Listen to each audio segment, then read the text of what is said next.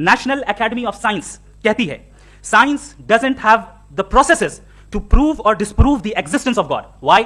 کیونکہ سائنس کا تعلق امپیریکل ایویڈنس سے ہے اور امپیریکل ایویڈنسز کا تعلق ہمارے نیچرل اور فزیکل ورلڈ سے ہے، جبکہ گاڈ نان فزیکل اور سپر نیچرل ریالٹی ہے. لہٰذا نان فزیکل ریالٹی کو آپ اس ٹول کے ساتھ نہیں چیک کر سکتے جس کا کام فزیکل ریالٹی کو تلاش کرنا ہے. لہٰذا آج اس ڈیبیٹ میں گاڈ کی ایگزسٹنس کو ثابت کرنے یا اسے ڈینائی کرنے میں سائنٹیفک ایویڈنس کو ایکسیپٹ نہیں کیا جائے گا.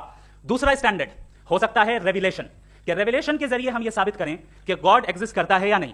لیکن یہ اسٹینڈرڈ بھی آج ارریلیونٹ ہے. کیوں؟ کیونکہ ریویلیشن میرے نزدیک سورس آف نالج ہے، ویلڈ سورس آف نالج ہے، لیکن ہمارے جاوید اختر صاحب کے نزدیک یہ ویلڈ سورس آف نالج نہیں ہے. لہٰذا آج کی ڈیبیٹ میں میں ایک بھی ایویڈنس کسی بھی مذہبی اسکرپچر سے نہیں دوں گا تاکہ جاوید اختر صاحب کے لیے وہ ان ایکسیپٹیبل نہ ہو.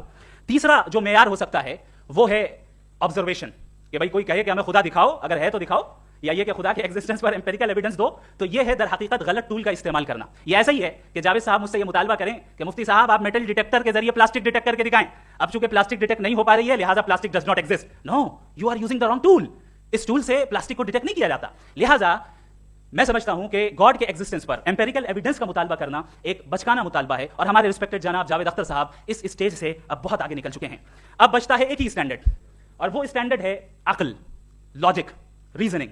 اور یہی وہ اسٹینڈرڈ ہے جس کے تحت گاڈ کی ایگزسٹنس کو ثابت کیا جائے گا یا گاڈ کی ایگزسٹنس کو ڈینائی کیا جائے گا. لیکن چونکہ یہ بہت انپورٹنٹ اور سینسٹیو ٹاپک ہے، اس لیے لاجیکل آرگیومنٹ بھی ایسا ہونا چاہیے جو ڈیفینیٹو ہو، انڈیفینیٹو نہ ہو، جو 2 اور 2 4 کی طرح بالکل واضح ہو، جسے لاجیکلی ریجیکٹ کرنا پاسبل نہیں ہو. فار ایگزامپل ہم کہیں ہمارے ریسپیکٹڈ مسٹر سوربھ صاحب یہ ایک انسان ہے اور تمام انسان کانشیس بینگ ہے، لہٰذا نتیجہ کیا نکلا؟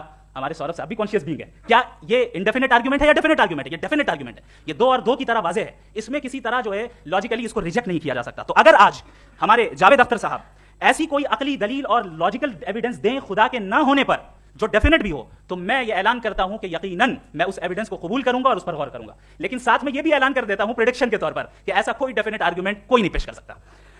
دلیل ہم دیں گے اور ڈیفینیٹو دلیل دیں گے، لاجیکل دلیل دیں گے، ایسی دلیل دیں گے جو انٹائر